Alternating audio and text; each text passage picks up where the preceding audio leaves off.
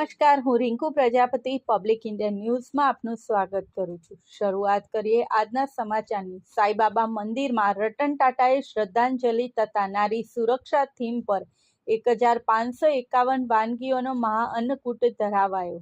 આણંદ સહિત સમગ્ર જિલ્લાભરમાં આજરોજ દેવ દિવાળી પર્વની ધામધૂમથી ઉજવણી કરવામાં આવી હતી। દેવ દિવાળી નિમિત્તે જિલ્લાના મંદિરોમાં વિવિધ ધાર્મિક કાર્યક્રમ યોજવામાં આવ્યા હતા। ભગવાનને વિશેષ શણગાર તેમજ સેવા પૂજા કરવામાં આવી હતી। મંદિરોમાં દર્શન માટે સવારથી જ ભક્તોની લાઈનો લાગી હતી। આણંદ શહેરમાં લાંભેલ રોડ પર આવેલ સાંઈબાબા મંદિરમાં દેવ દિવાળી પર્વ નિમિત્તે સાંઈબાબા તેમજ અંબા માતાની સન્મુખ રતન ટાટાને શ્રદ્ધાંજલિ તથા નારી સુરક્ષા થીમ પર 1551 વાનગીઓનો મહાઅન્નકૂટનું ધરાવવામાં આવ્યો હતો।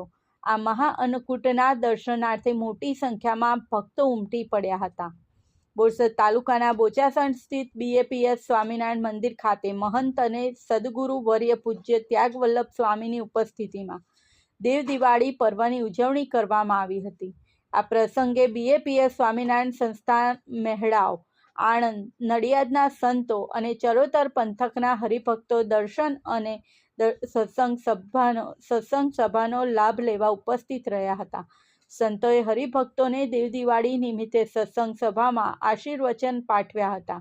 ભક્તોએ અન્નકૂટને આરતી દર્શનનો લાહવો લઈ અને ધન્યતા અનુભવી હતી।